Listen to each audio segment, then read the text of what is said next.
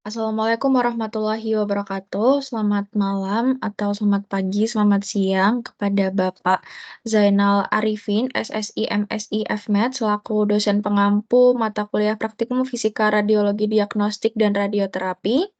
Di sini kami dari kelompok 9 ingin mempresentasikan mengenai praktikum pertama hingga praktikum keempat.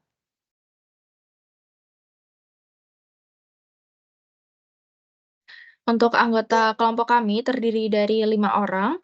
Yang pertama ada Isdihar, saya sendiri, lalu yang kedua ada Angga Kristio, lalu ada Febri Anggriani, lalu ada Musa atau Muhammad Saifullah Al-Fatah, lalu yang terakhir ada Tika Pratiwi. Untuk pokok bahasanya sendiri terdiri dari 4 pokok bahasan. Yang pertama yaitu laporan praktikum pertama, lalu laporan praktikum kedua, lanjut dengan laporan praktikum ketiga, dan yang terakhir laporan praktikum keempat.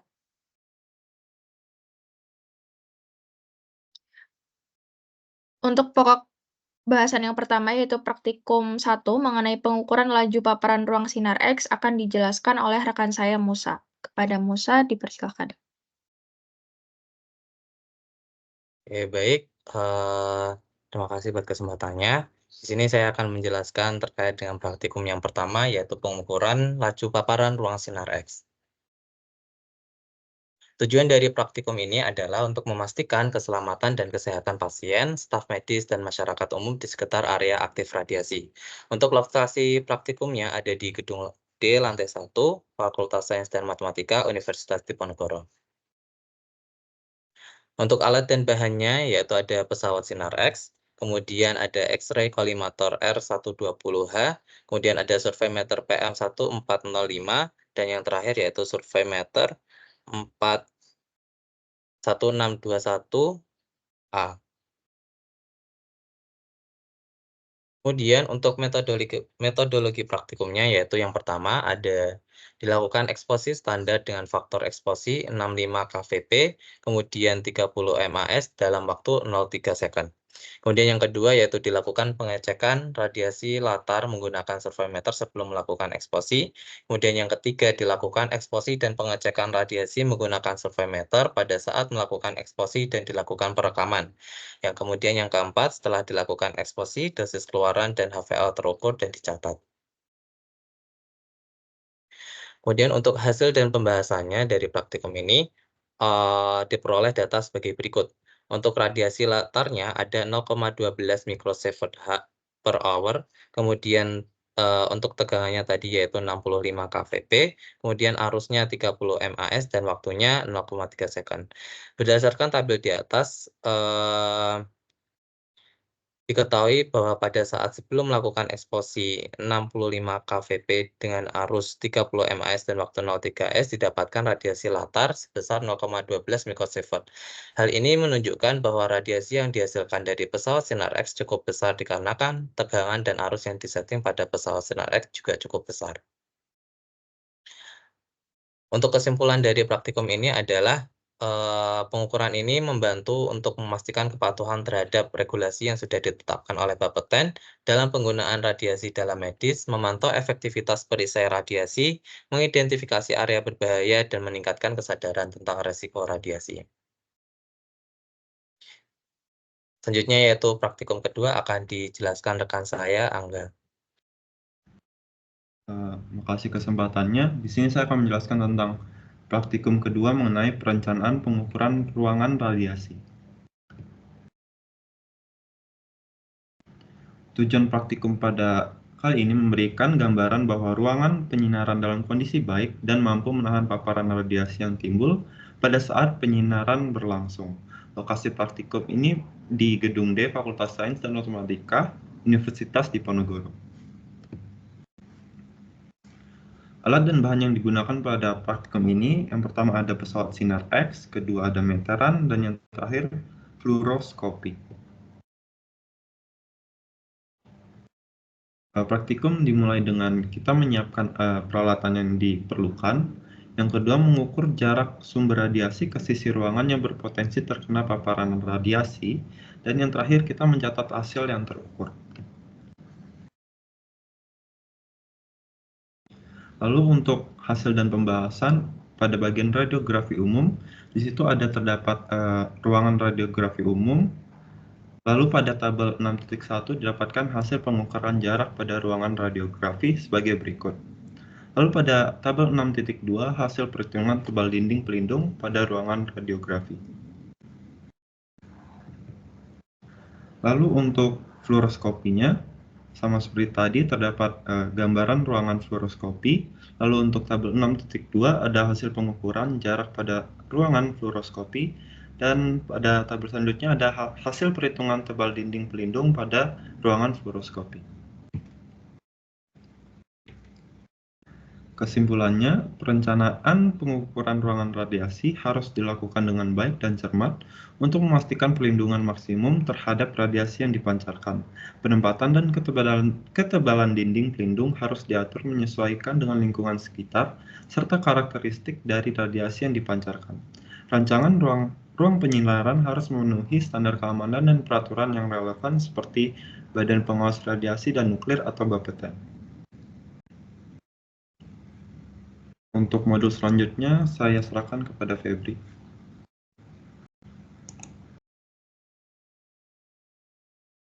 Baik, terima kasih atas kesempatannya. Di sini saya Tika akan menjelaskan mengenai praktikum ketiga dengan judul uji paparan lingkungan dan uji kebocoran tabung radiasi.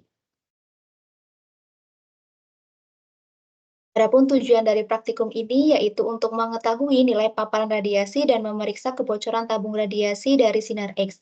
Lokasi berada di Training Center Universitas Diponegoro. Kemudian ada alat dan bahan yang digunakan, ada pesawat sinar X, meteran, surveimeter PM1405.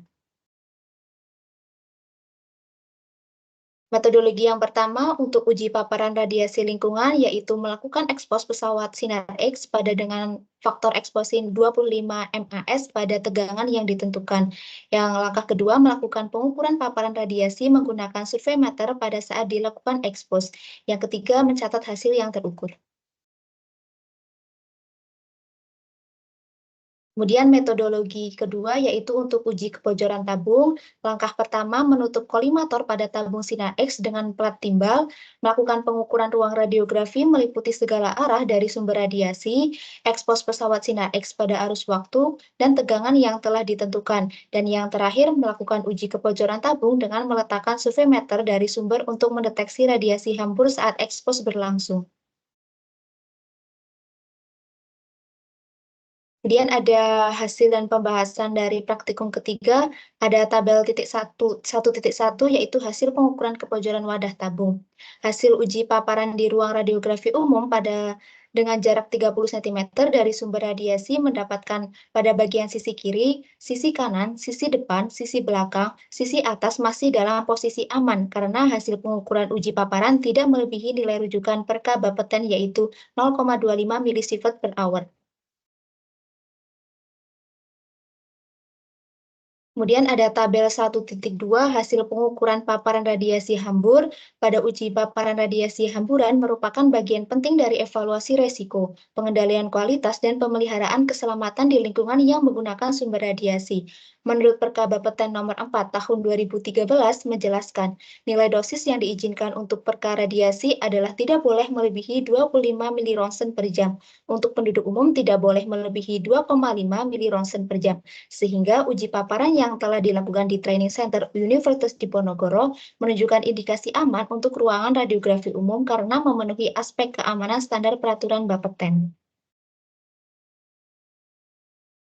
Hingga dapat ditarik kesimpulan bahwa uji kebocoran tabung di Training Center Universitas Diponegoro menunjukkan hasil dalam batas aman yaitu 0,25 milisievert per hour sesuai rujukan Bapeten.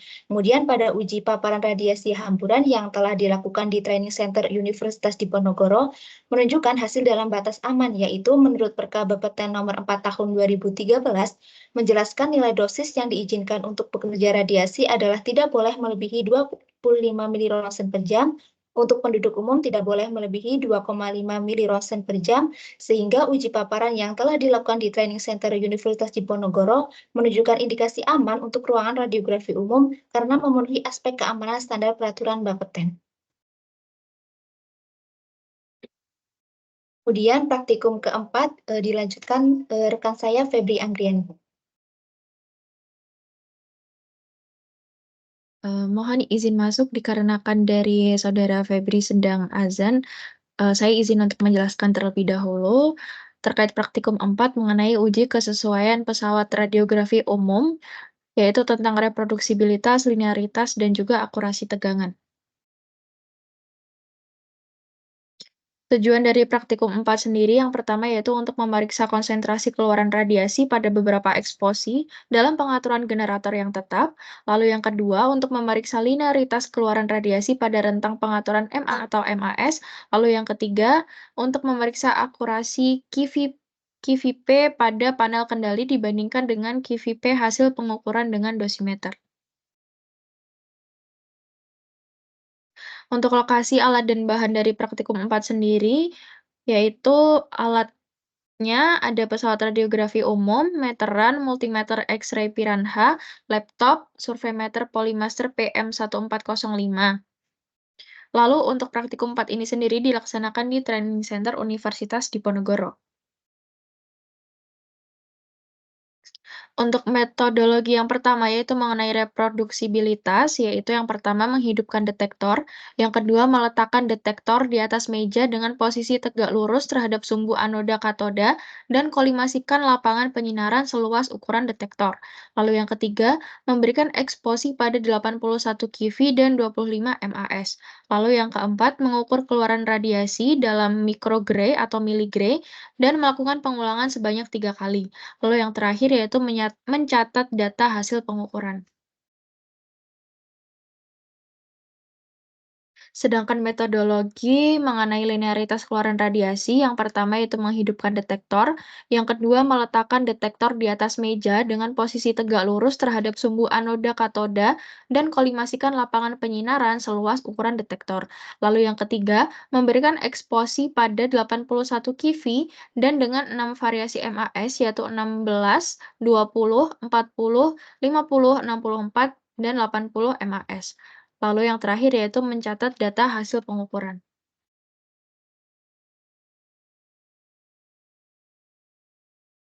Untuk selanjutnya mengenai, boleh di slide sebelumnya?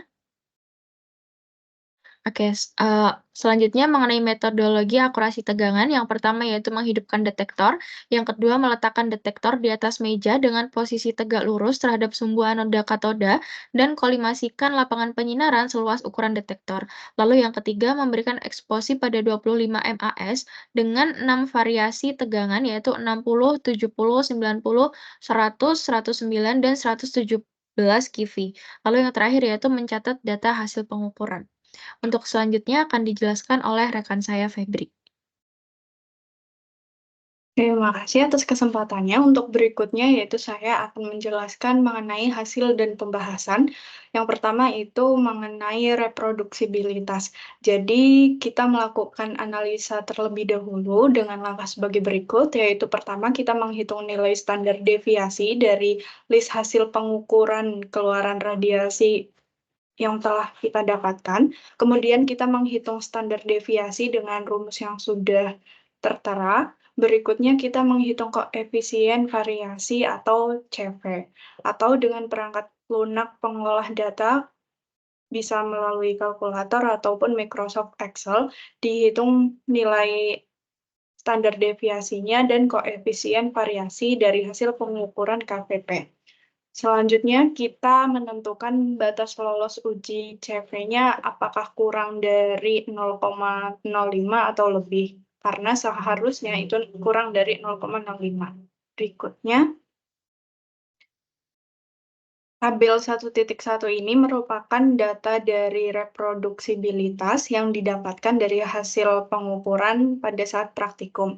Kemudian, tabel 1.2 ini merupakan perhitungan CV yang telah dilakukan.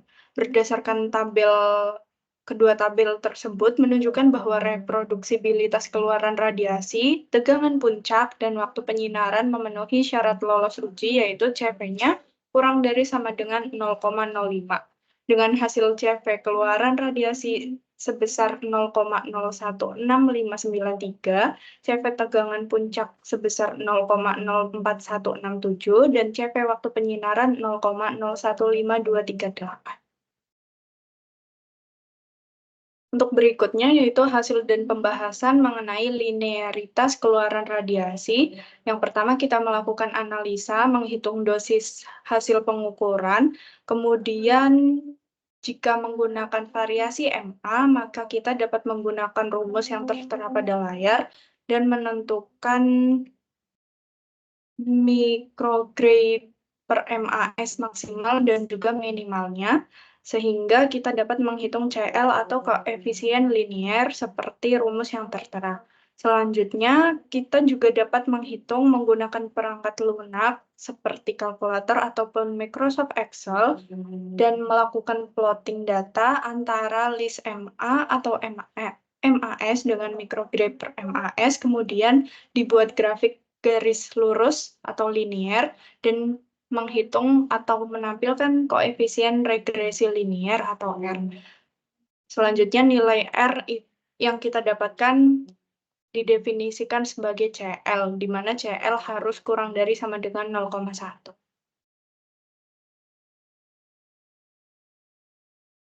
Tabel 1.3 ini menunjukkan data dari linearitas keluaran radiasi dan juga grafik 1.1 ini menunjukkan hasil dari koefisien linearitasnya.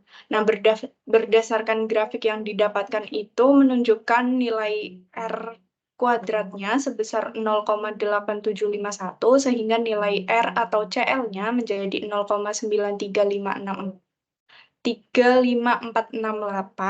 dan dari hasil analisis ini menunjukkan bahwa uji linearitas keluaran radiasi tidak memenuhi syarat uji, yaitu CL-nya kurang dari sama dengan 0,1. Dengan hasil yang didapatkan ini menunjukkan bahwa pesawat Sinar X harus segera diperbaiki agar dapat bekerja dengan baik dan sesuai dengan yang ditetapkan oleh Bapeten.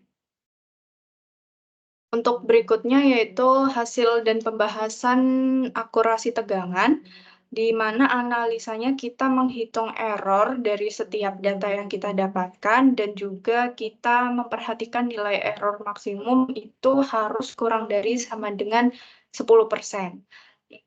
Di sini terdapat tabel 1.4 yang menunjukkan hasil analisa dari perhitungan akurasi tegangan.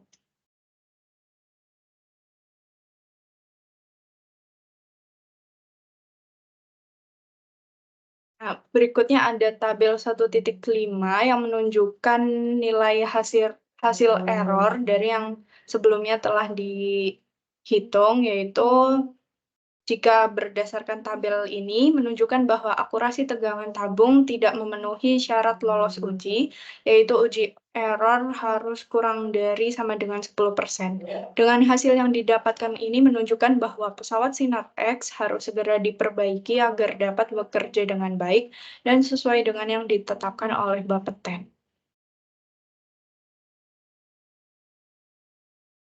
Untuk kesimpulan dari praktikum 4 ini terdapat 3 poin. Yang pertama itu uji reproduksibilitas dalam kondisi andal, baik reproduksibilitas keluaran radiasi, tegangan puncak maupun waktu penyinaran memenuhi syarat lolos uji, yaitu CV kurang dari sama dengan 0,05.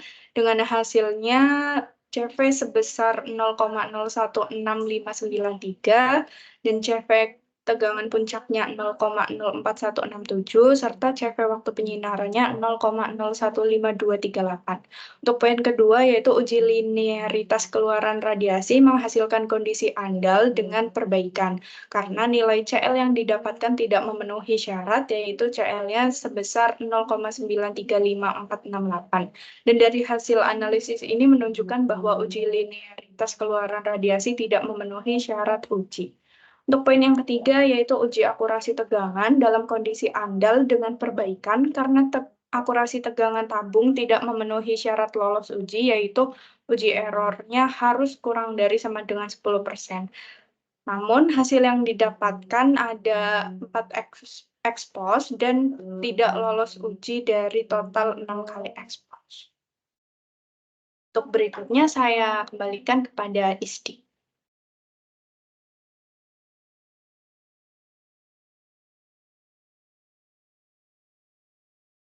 Oke, baik, terima kasih. Mungkin sekian yang dapat kelompok 9 sampaikan dari modul praktikum pertama hingga praktikum keempat. Tiada gading yang tak retak. Kami mohon maaf apabila ada kesalahan kata dalam penyampaian. Terima kasih atas waktu dan perhatiannya. Wassalamualaikum warahmatullahi wabarakatuh.